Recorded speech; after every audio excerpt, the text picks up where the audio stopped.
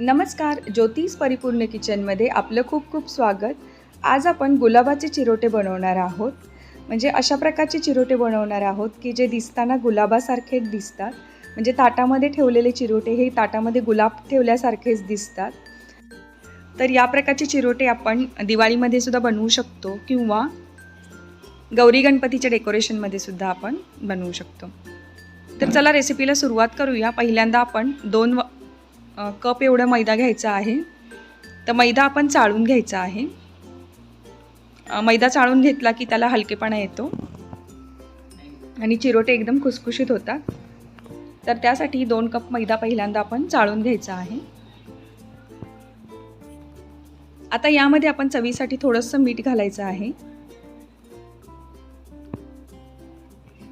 आणि यामध्ये मोहन घालायचं आहे. तर पाव कप एवढं मोहन आपण याच्यामध्ये तुपाचं घालणार आहोत. म्हणजेच तूप पातळ करून घ्यायचं आहे आणि ते पाव कप एवढं घेऊन आपण या मैद्यामध्ये मिक्स करायचं आहे. आता हे मोहन आपण एकसारखं व्यवस्थित असं मिक्स करून घ्यायचं. म्हणजे संपूर्ण मैद्याला हे लावून घ्यायचं आहे. तर मोहन अशा प्रकारे मिक्स करायचं की मैद्याचा मुटका होईल. या प्रकारे आपण मैद्याला व्यवस्थित मोहन लावून घ्यायचं आहे.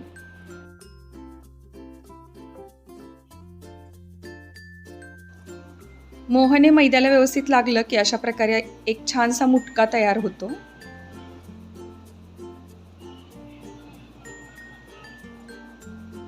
तर या प्रकारे मुटका झाला पाहिजे इतपत आपल्याला मोहन या मैद्यामध्ये घालायचं आहे.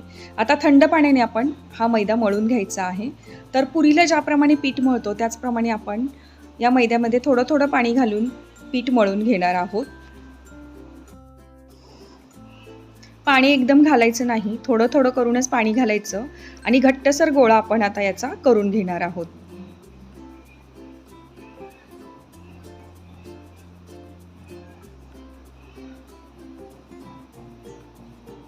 तर एवढं पीठ मळायला मला साधारणपणे 1 कप एवढं पाणी लागलेलं आहे.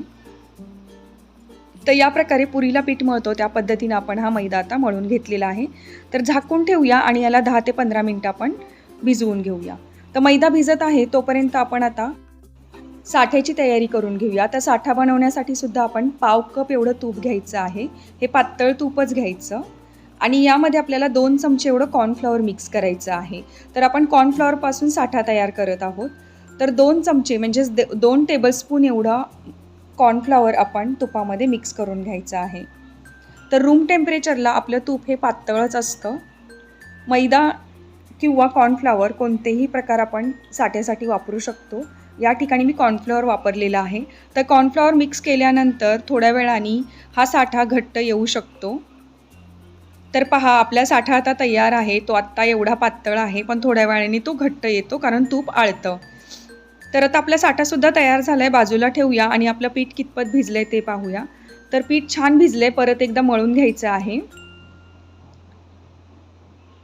आणि याचे आपल्याला समान 6 भाग करायचे आहेत. तर 6 भाग करण्यापूर्वी आपण याचे 2 भाग करायचे आणि प्रत्येक भागाचे एक समान 3 भाग करून घ्यायचे आहेत.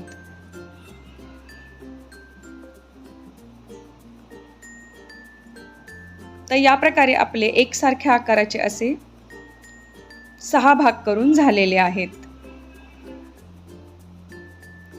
6 भागांपैकी 4 गोळे आपण करून घ्यायचे आहेत आणि बाजूला ठेवायचे आहेत. गोळे शक्यतो समान मापाचे असावेत म्हणजे पोळ्या लाटतानाही समान आकाराच्या होतात. आता हे 4 पांढरे गोळे आपण बाजूला ठेवलेले आहेत आणि 2 आपण पांढरे गोळ्यांमध्ये रंग मिक्स करणार आहोत. तर या ठिकाणी मी गुलाबी लिक्विड कलर वापरलेला आहे. जो फूड कलर मार्केटमध्ये मिळतो तो गुलाबी डार्क गुलाबी कलर आपल्याला या ठिकाणी घ्यायचा आहे. तर 2 ड्रॉप एवढाच आपण कलर याच्यामध्ये घालणार आहोत. आता हा रंग व्यवस्थित मिक्स करून घ्यायचा आहे. मिक्स करण्यासाठी आपण एकसारखा असा हा गोळा मळून घ्यायचा. मळत राहायचा, हाताने पसरवत राहायचा आणि मळत राहायचा. म्हणजेच हा गुलाबी रंग एकसारखा असा मैद्यामध्ये पसरला जातो आणि मिक्स होतो. तुम्हाला रंग थोडासा डार्क हवा असेल तर तुम्ही थोडा जास्त गुलाबी रंगाचे ड्रॉप घातले तरीही चालू शकतं. 1 ते 2 मिनिटं आपल्याला हा गोळा छान मळून घ्यावा लागणार आहे. कारण रंग हा एकसारखा पसरल्यानंतरच पोळीला रंगसुद्धा एकसारखाच येतो. तर पहा आपला गोळा छान गुलाबी रंगाचा मळून आता तयार आहे आणि रंगसुद्धा एकसारखा झालेला आहे. याचे परत 2 भाग करूया. तर याचे समान 2 भाग करून घ्यायचे आहेत.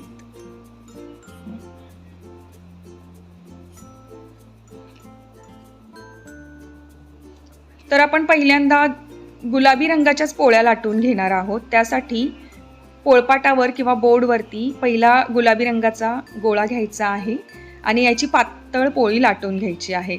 तर पोळी लाटताना एकदम पातळ लाटायची आणि दोन्ही बाजूनी फिरवून फिरवून थोडा थोडा मैदा भुरभुरून आपण याला लाटू शकतो.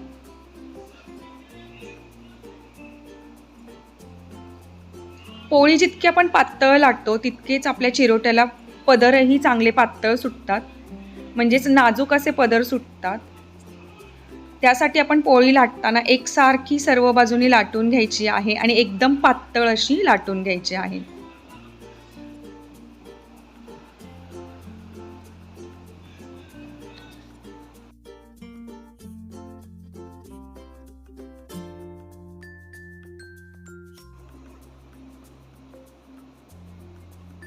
तर पहा हात आरपार दिसेल इतपत पातळ मी पोळी लाटून घेतलेली आहे. तर पहिली गुलाबी पोळी आपली तयार आहे लाटून. तर याला आपण आता बाजूला काढून ठेवणार आहोत आणि दुसरी गुलाबी पोळी सुद्धा याच प्रकारे आपल्याला लाटायची आहे. तर पहिली गुलाबी पोळी आपण एका ताटामध्ये काढून घेऊया आणि यानंतर दुसरी गुलाबी पोळी सुद्धा आपण याच पद्धतीने एकदम पातळ अशी लाटून घेऊया. लाटताना थोडा थोडा मैदा लावायचा म्हणजे पोळी पोळपाटाला चिकटत नाही. तर पहा आपली दुसरी पोळी सुद्धा पातळ अशी लाटून झालेली आहे आणि ही सुद्धा आपण पहिल्या पोळीवरतीच काढून ठेवूया.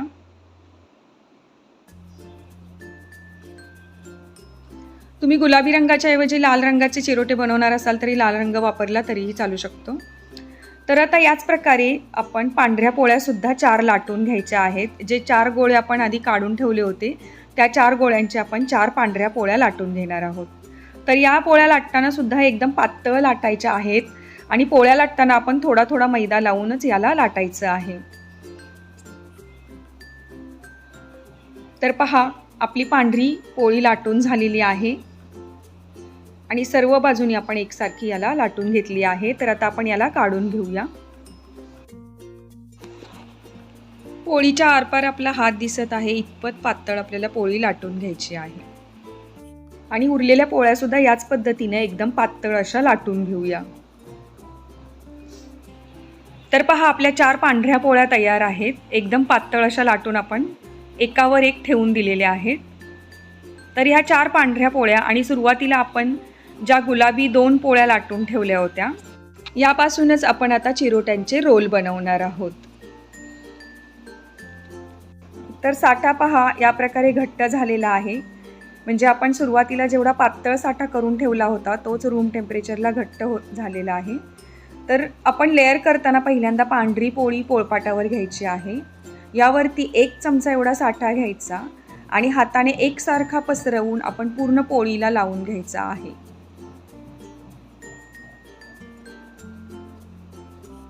साठा पसरवताना अगदी हाताने प्लेन असा साठा सर्व बाजूनी पोळीला लावून घ्यायचा आहे.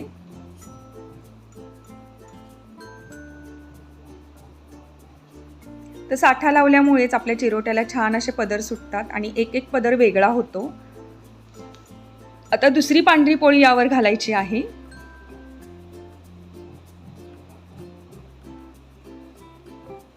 आणि यावर सुद्धा आपण साठा पसरवून घेणार आहोत. तर परत 1 चमचा एवढा साठा घ्यायचा आहे आणि तो एकसारखा सर्व बाजूनी पसरवून घ्यायचा.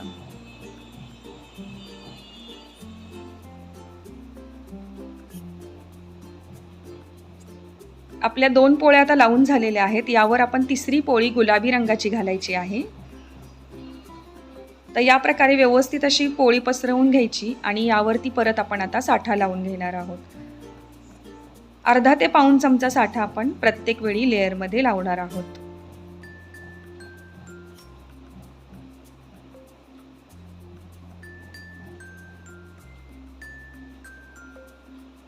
साठा हा सर्व बाजूनी व्यवस्थित पसरवून घ्यायचा. पोळीच्या कडेपर्यंत साठा लागेल या पद्धतीने आपण हा साठा लावून घ्यायचा आहे.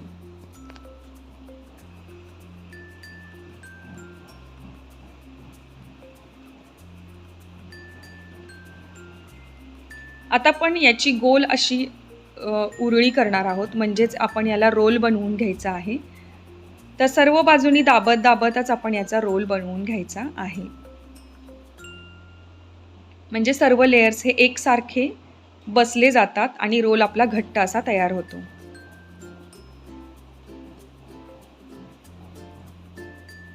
रोल बनवल्यानंतर थोडासा हाताने प्रेस करून घ्यायचा आणि रोल करून घ्यायचा, ज्याप्रमाणे व्हिडिओमध्ये दाखवलं आहे त्या पद्धतीने.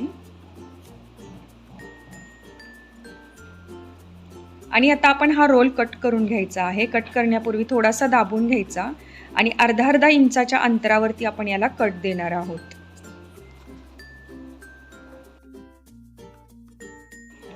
तर सुरीच्या साहाय्याने एकसारख्या अंतरावरतीच आपण याला कट द्यायचे आहेत, म्हणजे सर्व चिरोटे हे एकसारख्या आकाराचे तयार होतात. तर पहा, अर्धा इंचाचे मी अशा प्रकारचे गोळे कट करून घेत आहे. तर आतमध्ये गुलाबी पोळी दिसत आहे आणि बाहेरच्या बाजूला हा रोल पांढरा दिसत आहे. तर सर्वच आपण पीसेस कापून घेऊया. तर पहा, पीसेस सुद्धा किती सुंदर दिसत आहेत.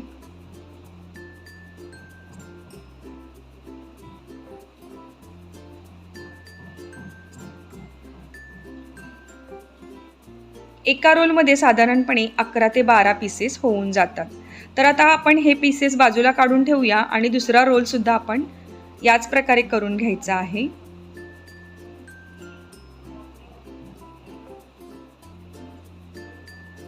दुसरा रोल बनवताना सुद्धा पहिल्यांदा पांढरी पोळी घ्यायची आहे. त्याला साठा लावून घेतल्यानंतर दुसरी पांढरी पोळी त्यावर घालायची आहे. परत एकदा साठा लावून घ्यायचा आहे आणि यावर आता आपल्याला तिसरी पोळी घालायची आहे आणि तिसरी पोळी सुद्धा आपण साठा लावून घ्यायचा आहे.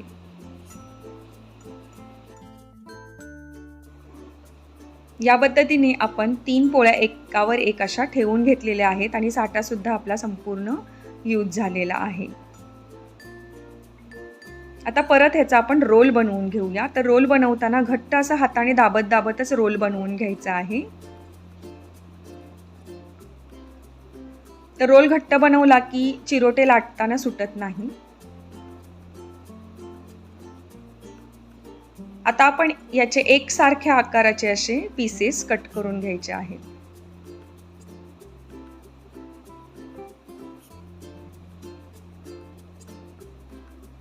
पीसेस कट करताना शक्यतो सुरीचाच उपयोग करा, म्हणजे व्यवस्थित कट होतात आपले चिरोट्याचे पीसेस. तर या ठिकाणी पहा, परत 12 पीसेस झालेले आहेत. तर हे सर्व पीसेस आपण काढून घेऊया. आता आपण चिरोटा कसा लाटायचा ते पाहूया. तर या प्रकारे उभी गोळी ठेवायची आहे आणि त्यावर हाताने प्रेस करून घ्यायचं आणि लाटण्याने अलगद असा आपण दाब देऊन हलकासा चिरोटा आपण लाटून घ्यायचा आहे. याला जास्त असं जोर देऊन लाटायचं नाही, म्हणजे एक एक पदर हा फक्त प्रेस होतो आणि तेलामध्ये तळताना तो वेगळा सुद्धा होतो. तर आता पहिला चिरोटा आपला लाटून झाला आहे. दुसरा पाहूया. तर अशा प्रकारे हाताने आपण उभी गोळी दाबून घ्यायची आणि त्यानंतर हलकेच लाटून घ्यायचं आहे. लाटताना एकाच बाजूने लाटलं तरी सुद्धा चालू शकतं. तर अशाच प्रकारे आपण सर्व चिरोटे लाटून घेणार आहोत.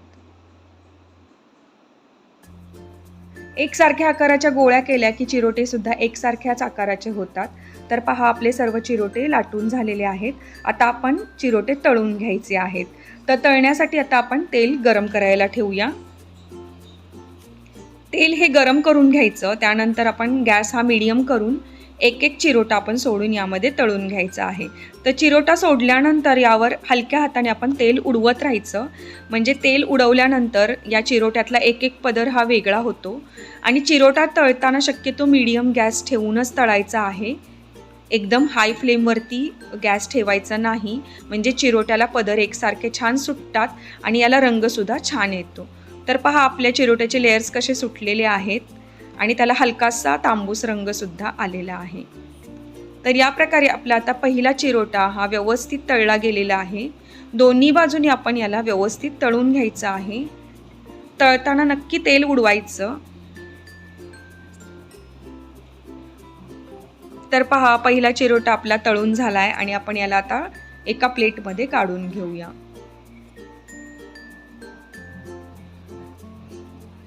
चिरोटा काढताना कम्प्लिटली निथळून घ्यायचा. तर पहा याच्या वरच्या बाजूला आपल्याला लेयर्स कसे सुटलेले दिसत आहेत. आता आपण एका ताटलीमध्ये याला ठेवून देऊया आणि पुढचे चिरोटे सुद्धा अशाच प्रकारे तळून घेऊया.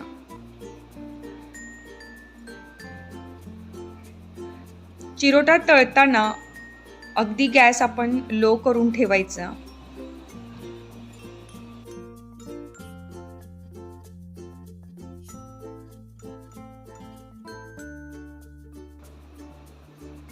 तुपाचं मोहन घातल्यामुळे चिरोट्याचे पदर हे खुसखुशीत होतात, छान असे क्रंची होतात. तर आता आपण दुसरा चिरोटा सुद्धा काढून घेऊया. तर हे चिरोटे आपल्याला चहा बरोबर खायला खूपच सुंदर लागतात. तर पहा एक एक चिरोटा आपला अगदी गुलाबाच्या पाकळ्यांसारखा दिसत आहे ना. आता हे चिरोटे गरम असतानाच यावर थोडी थोडी पिठी साखर घालायची आहे, कारण गरम चिरोट्यामध्येच पिठी साखर मुरली जाते.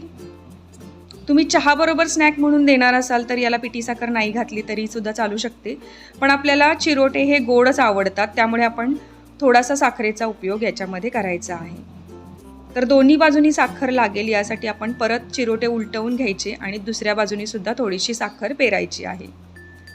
तर याच प्रकारे आपण पुढचे चिरोटे तळून घ्यायचे आहेत आणि यावर साखर पेरून सुद्धा घ्यायची आहे.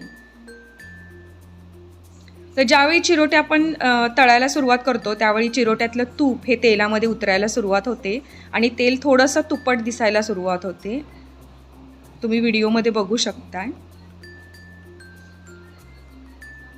तर पहा आपले सर्व चिरोटे तळून झालेले आहेत.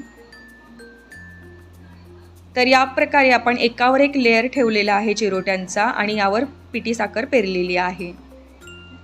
तुम्ही पाकात सुद्धा याला घालू शकता, पण या प्रकारे फक्त पिठी साखर घातलेले चिरोटे आपण चहा बरोबर खूप छान एन्जॉय करू शकतो किंवा प्रवासामध्ये सुद्धा घेऊन जाऊ शकतो. ते जास्त दिवस चांगले टिकतात. तर पहा आपले गुलाबाचे चिरोटे तयार आहेत. तर यावेळी गणपतीमध्ये किंवा दिवाळीला तुम्ही अशा प्रकारचे गुलाबाचे चिरोटे नक्की बनवून पहा. तुम्हाला रेसिपी कशी वाटली हे कमेंट करून सांगा. आवडल्यास व्हिडिओला लाईक करा, जास्तीत जास्त शेअर करा आणि माझ्या चॅनलवर नवीन असाल तर चॅनलला सबस्क्राईब जरूर करा. त्याचसोबत शेजारील बेल आयकॉनसुद्धा प्रेस करा, म्हणजे येणाऱ्या नवीन व्हिडिओचं तुम्हाला नोटिफिकेशन मिळेल. तर भेटूया छान अशी सुंदर रेसिपी घेऊन पुढच्या व्हिडिओमध्ये. तोपर्यंत thank you for watching. Take care and bye bye.